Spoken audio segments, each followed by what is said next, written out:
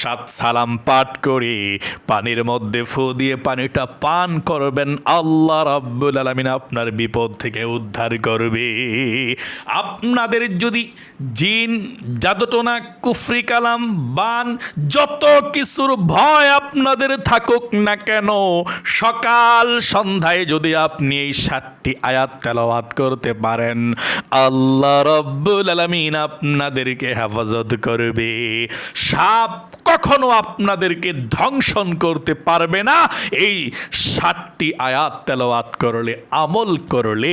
এবং অনেকের প্রচণ্ড শরীরটা খারাপ লাগে, অনেকের হাত পা জ্বালাপোড়া করে, আপনারা সকলে যার যেই সমস্যা এই 7 সালামের আয়াতগুলো পাঠ করে পানির মধ্যে ফু দিয়ে খেয়ে ফেলবেন, ইনশাআল্লাহ আল্লাহ রাব্বুল আলামিন আপনাদেরকে সুস্থ করবে।